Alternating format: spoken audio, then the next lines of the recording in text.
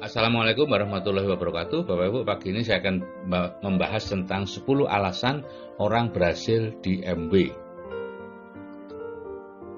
Jadi MB itu adalah sebuah bisnis yang 100% predictable, Bapak Ibu, ya. Berbeda dengan bisnis konvensional yang tidak bisa diprediksi. Jadi di bisnis konvensional meskipun Anda sudah melakukan semua yang Anda bisa, toh kadang-kadang gagal juga, ya. Di Amerika dari 100 perusahaan yang baru itu dalam 10 tahun tinggal satu yang masih berdiri, atau 1%, Bapak Ibu, ya. Nah, tapi sebaliknya dengan menjalankan bisnis MB itu sangat bisa diprediksi. Kalau Anda melakukan hal-hal yang memang seharusnya Anda lakukan, maka Anda akan berhasil, ya. Jadi kata kuncinya ada dua, yaitu serius dan sesuai sistemnya. Ada 10 hal yang perlu dilakukan untuk berhasil di MB. Saya akan bahas dengan cepat satu persatu. Yang pertama adalah segera memulai, ya. Jadi alasan terbanyak orang gagal di MB adalah tidak memulai. Jadi kelihatannya lucu, tapi memang seperti itu. Mereka masuk, kemudian tidak melakukan apa-apa, tidak beli produknya, tidak ngajak orang, kemudian mengatakan, oh saya sudah ikut MB dan gagal, ya. Bukan gagal Bapak Ibu, tapi tidak memulai, ya. Jadi untuk bisa memulai, Anda perlu segera menjawab dua pertanyaan pokok tentang MB, ya. Moga-moga ini sudah terjawab, yaitu apakah MB memang sebaik yang dikatakan, bisa memberi penghasilan 15 juta sebulan dalam waktu 6-12 bulan, bisa memberi penghasilan 100 juta sebulan dalam waktu 2-5 tahun, dan seterusnya, ya.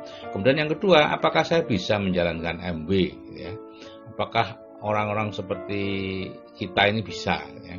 Nah, untuk melihat itu, untuk mengetahui itu, ya, segera cari informasinya di seminar inspirasi dan visi, ya. Lakukan penelitian di sana. Kalau memang Anda yakin bisa dan Anda yakin ini baik, ya lakukan, mulai bisnisnya, gitu. Nah, yang kedua, mereka yang berhasil adalah mereka yang bisa memandang MB sebagai bisnis yang besar, ya. Kalau di bisnis konvensional Bapak Ibu, seperti rumah sakit, restoran, dan lain-lain, kita berani mengeluarkan biaya ratusan juta untuk membangun kamar operasi, membangun dapur baru, dan lain-lain, ya. Tapi tidak banyak orang yang bersedia mengeluarkan cukup uang untuk mengembangkan bisnis MB. Ya, disuruh belanja tidak mau, disuruh ini tidak mau, dan sebagainya. Kenapa? Karena mereka menganggap ini bisnis yang kecil, ya. Padahal MB adalah bisnis prosumen terbesar di dunia. Bisnis prosumen itu pencetak 20% miliarder Bapak Ibu di Amerika, ya. Itu tahun 2010, ya. Sekarang pasti lebih besar lagi persentasenya karena pengembangan bisnis prosumer jauh di atas pengembangan bisnis-bisnis konvensional. Nah, saya beruntung Bapak Ibu, sejak awal saya sudah memandang MB ini sebagai bisnis yang sangat besar, ya, sehingga saya tidak segan-segan mengeluarkan biaya, juga menyisihkan waktu saya untuk mengerjakannya, ya. Bapak Ibu pasti pernah pernah dengar cerita tentang bagaimana saya awal-awal akhir 2003 dan awal 2004 mengerjakan bisnis ini gila-gilaan. Dan 2 tahun kemudian saya bisa freedom. Yang ketiga, ya, orang yang berhasil di MB adalah orang yang terus-menerus memperbanyak informasi dan pendidikan di MB ini, ya. Sebagai contoh Bapak Ibu, Apollo itu program Amerika untuk mendaratkan manusia ke bulan, ya, dimulai Apollo 1, 2, 3, dan seterusnya. Tapi yang bisa pertama kali mendaratkan manusia ke bulan adalah Apollo ke-11 tahun 69, ya. Jadi selama 9 tahun Bapak Ibu, Apollo 1, 2, sampai 10 itu tujuannya untuk mencari ilmu, keterampilan, dan pengalaman bagaimana bisa menjalankan atau bagaimana bisa mendaratkan orang di bulan, ya. Nah, sama seperti Bapak Ibu sekarang, seumur hidup ada di kuadran kiri, lahir bekerja di kuadran kiri, mau mencoba ke kuadran kanan, ya tentu tidak bisa langsung bisa, gitu, ya. Jadi karena segala sesuatunya berbeda, sehingga Bapak Ibu harus mau belajar dari awal bagaimana ilmunya, bagaimana keterampilannya, mencari pengalamannya.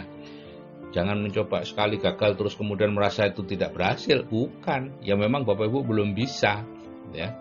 Jadi di bisnis MB ini banyak yang lucu, ya. Mereka berhenti hanya karena merasa tidak punya kontak WA banyak, tidak bisa WA, tidak bisa ngajak orang masuk ke WA.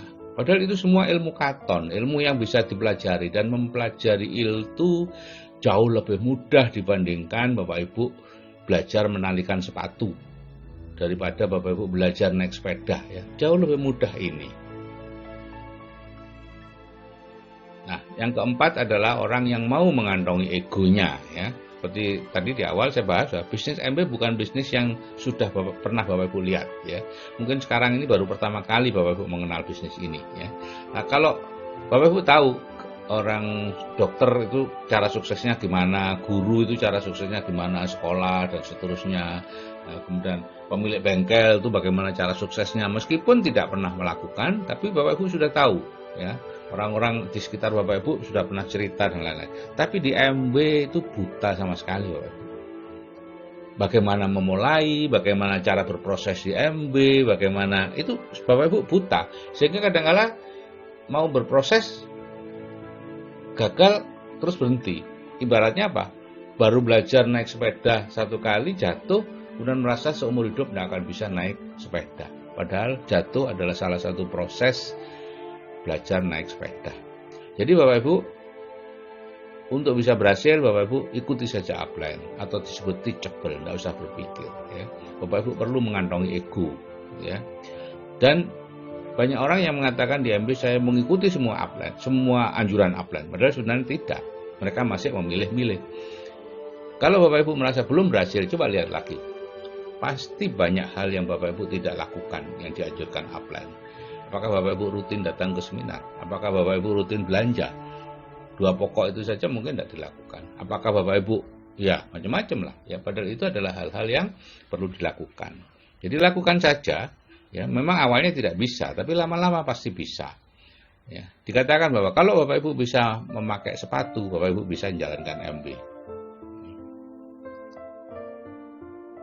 Yang kelima, alasan untuk bisa berhasil adalah harus sabar dan jalan terus. Ya, jadi bisnis MB ini bukan bisnis yang bekerja langsung mendapat uang. Ya, di MB itu ada fase menanam, di mana kita tidak mendapat apa-apa, ada fase memanen, di mana kita mendapatkan terus. Ya. Dan banyak kisah di MB orang yang lambat di awal, tapi akhirnya berhasil. Seperti salah satu Crown Ambassador, Founders Crown Ambassador di Australia itu, pada waktu awal memulai selama 17 bulan dia hanya peringkat 3%, ya, peringkat terbawah di MB. Tapi dia terus melakukan dan akhirnya menjadi Crown Ambassador pertama di Australia. Jadi Bapak Ibu, di MB itu tidak ada kata gagal. Yang ada adalah kita berhenti terlalu cepat. Jadi kalau Bapak Ibu misalnya memulai kemudian memasukkan orang ke BTD, keluar lagi semua, biasa, mulai lagi lakukan. Karena mungkin Bapak Ibu belum terbiasa masukkan orang sehingga mereka tersinggung dan lain-lain, ya. Belajar di situ. Atau sudah masuk 250 orang, bertahan 1 bulan tapi tidak ada satupun yang join. Lakukan saja lagi, tidak masalah. Ya, itu hanya keberhasilan yang tertunda, ya. Bukan kegagalan, tertunda. Kenapa? Karena sebenarnya orang-orang itu masih ada di HP Anda, tidak keluar dari sana, hanya dia belum memutuskan saja. Dia baru memutuskan keluar dari grup, tapi dia tidak memutuskan keluar dari HP Anda. Kan Anda yang menghapus kontaknya nanti. Jadi lakukan terus dan jalan terus sampai Anda berhasil mencapai apa yang Anda inginkan. Mungkin penghasilan 15 juta sudah puas, silahkan. Penghasilan 50 juta sudah puas, silahkan. Penghasilan 100 juta sudah puas, silahkan. Di mana Anda puas? 1 miliar mungkin baru puas, monggo saja. Semua bisa diambil. Yang keenam, untuk bisa berhasil, tetapkan goal yang jelas. Ya, apa saja yang dikerjakan tanpa target biasanya gagal. Ya. Jadi perbedaan bekerja dengan goal dan tanpa goal adalah hasilnya yang berbeda. Ya. Jadi biasakan menggunakan goal, kemudian menggunakan possibility diagram, ya, belajar di grup. Ya. Bulan ini mau mendapat frontline berapa? Tentukan dulu. Ya. Kapan Bapak Ibu mendapat frontline 20? Misalnya 2 bulan atau 3 bulan dari sekarang. Kapan memiliki peringkat 9%, 12%, 15%. Tentukan dulu, jangan cuma mengalir, mengerjakan seperti cara-cara di kuadran kiri. Ya, pastikan dulu, tentukan dulu, dan baru dikejar.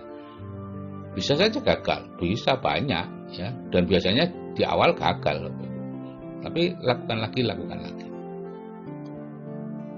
Yang ketujuh adalah menjaga teamwork yang baik. Ya, jadi bisnis MB itu bisnis tim, ya, Anda tidak bisa sendirian. Di sini Anda membangun kaki. Jadi Anda tentukan dulu dengan siapa Anda bekerja. Tentu Anda milih-milih, ya. Ya, milih-milih dengan siapa yang Anda bekerja. Ya, gunakan hukum Pareto. Ya, bekerja dengan 20 downline yang bisa memberi 80 hasil. Ya, di MB kan sederhana nih. Anda belanja dari bisnis sendiri, kemudian memasukkan orang ke PTD, dan hadir ke seminar. Jadi ambil aja patokan mereka yang hadir ke seminar, mereka yang belanja, dengan mereka itulah Anda bekerja untuk memasukkan orang ke PTD. Ya, kalau dia tidak belanja, dia tidak hadir ke seminar, ya udah, biar dia memutuskan dulu untuk serius di MB. Yang kedelapan adalah kerja yang cukup, Bapak Ibu. Ya. Kenapa? Banyak yang menganggap MB itu bisnis sampingan yang dikerjakan kalau sempat. Kalau tidak sempat, ya tidak. Lebih baik goreng kerupuk, lebih baik mengantarkan apa ke pelanggan dan lain-lain. Bapak Ibu, banyak orang yang mau bekerja 7-8 jam sehari hanya untuk gaji 5 juta sebulan. Bahkan itu pun kadang sudah ada yang menganggapnya besar. Ya. Padahal itu kalau dihitung 25.000 per jam. Atau sehari berapa itu cuman. Mungkin sekitar 200 ribuan lah sehari, ya. Tapi untuk mengerjakan MB, menyisihkan 2 jam atau 4 jam sehari, masih mikir-mikir. Padahal sudah jelas hitungannya. Bekerja di MB nilainya 11 juta per hari, ya. Itu kalau konservatif, ya, kita lambat 5 tahun baru menjadi diamond. Ya, kalau seperti Pak Kosin sudah kita hitung itu 27 juta per hari nilai yang dihabiskan Pak Kosin. Jadi, perbedaannya kalau di bisnis atau pekerjaan yang konvensional itu Anda menjual waktu sehingga bekerja langsung dapat uang. Kalau di MB kita menanam waktu, ya, ada fase menanam dan ada fase memanen. Yang ke-9, Anda perlu memiliki keyakinan pada MB dan MSO. Ya, jadi Anda perlu menjawab dulu lebih tegas, apakah bisnis ini memang sebaik yang dikatakan? Itu masalah MB-nya. Yang kedua, apakah saya bisa menjalankan bisnis ini? Itu masalah MSO-nya. Ya. Jadi sistem baku di MB itu kita memindahkan belanja kita dari toko modern ke MB dan mengajak orang lain juga memindahkan belanjanya dari toko modern ke MB. Ya. Kita bersaingnya dengan toko modern, bukan dengan warung-warung atau usaha kecil menengah itu, bukan. Nah, kadang-kadang MSO itu ada perubahan strategi, ya, karena MSO adalah sistem penunjang bisnis MB yang baru dan yang sekarang paling meledak, Bapak Ibu, ya. Cuman karena masih baru, ya, sekarang ini baru 2 tahunan, maka wajar kalau ada inovasi-inovasi yang kadang-kadang keliru, seperti kemarin SPO, ya, kita ditegur oleh MB, akhirnya batal. Dan yang terakhir ini, yang ternyata tidak efektif, hadiah golok, ternyata tidak efektif. Tapi hal-hal seperti itu tidak perlu dianggap, itu hanya strategi saja, gitu, ya. Sistem MSO-nya yang paling betul, yaitu menjalankan bisnis MB tanpa presentasi, tanpa keluar rumah, tanpa bertemu prospek. Itu aja yang perlu dipegang. Soal yang lain-lain itu cuma strategi-strategi kecil saja. Nah, yang ke-10, ya, untuk bisa berhasil adalah Bapak Ibu perlu membawa MB dari kepala ke hati. Ya. Jadi Zig Ziglar mengatakan kalau kita ingin berubah maka kita harus mau mengerjakan sesuatu yang tidak disukai, kemudian belajar menyukainya. Dan Bapak Ibu sudah melewati fase ini, ya. MB pasti bukan sesuatu yang Bapak Ibu sukai, tapi Bapak Ibu mau berubah dan mau menjalankan itu, kemudian sekarang tinggal bagaimana belajar menyukainya, ya. Jadi awalnya kita mengerjakan MB karena mendapat penghasilan, ingin mendapat penghasilan yang besar dari MB, ya. Tapi kemudian kita mulai menyukai lingkungannya, mulai menyukai produknya dan lain-lain, maka itulah yang akan berhasil. Sedangkan mereka yang gagal menyukai MB biasanya gagal juga menjalankan bisnis ini, ya. Terpaksa belanja hanya untuk supaya nanti katanya akan dapat penghasilan, gitu, ya, dan sebagainya, ya. Kalau hal seperti itu yang terjadi, maka hal negatif sedikit saja akan bisa membuatnya berhenti. Jadi Bapak Ibu segera memulai atau berproses untuk mulai menyukai, ya. Belanja rutin, ya, setiap bulan belanja berapapun, ya. Kemudian segera menjadi 100% pemakai, yaitu semua produk di rumah Bapak Ibu yang di MB ada, pakailah yang produk MB, bukan produk X. Dan hindari untuk masuk ke kriteria non-engaged dari MB, ya. Kita setiap bulan dapat dari MB para platinum, ya. Siapa saja yang masuk kriteria non-engaged, dan hindari Bapak Ibu karena itu kriteria non-engaged itu mereka yang tidak belanja dalam beberapa bulan, ya. Ada kriterianya di MB untuk orang baru sekian bulan, untuk orang lama sekian bulan. Jadi kalau bisa rutin aja belanja, rutin belanja untuk yaitu membawa MB dari kepala ke hati. Nah, ini grafik hasil kerja biaya di MB ya. Jadi kerjanya semakin lama semakin ringan, hasilnya semakin lama semakin besar gitu ya. Kerja terberat kita itu apa? Mempertahankan semangat. Ya, bukan kerja fisiknya cuman main HP kok gitu ya. Tapi mempertahankan semangat untuk bisa jalan terus gitu ya. Sehingga Bapak Ibu perlu hadir di seminar inspirasi dan visi. Ya, kalau soal biaya sih flat ya, mulai dari awal sampai akhir mengerjakan ya sekitar itu aja biayanya ya. Dan itu bisa atau sudah terjadi BEP, break even point, kalau Bapak Ibu sudah peringkat 9% ya, sehingga kuburan atau makam orang MB itu adalah yang sebelum 9%, itu banyak yang mati mundur tanpa berita dan lain-lain. Kalau yang sudah itu, sudah 9% ke atas, biasanya dengan cepat akan mencapai freedom. Dan solusinya sederhana ya, jadi apapun penyebab keberhasilan tadi, intinya semangat gitu ya. Semangat. Dan semangat itu bisa diperoleh dari seminar inspirasi dan visi. Jadi itu yang pendolan dari gunung es ya, yang keluar itu hanya yang 10 keberhasilan tadi. Tapi yang besar itu adalah semangat yang tidak kelihatan itu. Oke Bapak Ibu, pertahankan semangat Bapak Ibu, maka Bapak Ibu akan berhasil di MB gitu ya. Karena di MB tidak ada yang gagal, yang ada adalah berhenti terlalu cepat. Oke, sampai jumpa di seminar inspirasi dan visi terdekat. Dan saya akhiri, wassalamualaikum warahmatullahi wabarakatuh. Salam sukses dari saya, Sigit Setiawadi.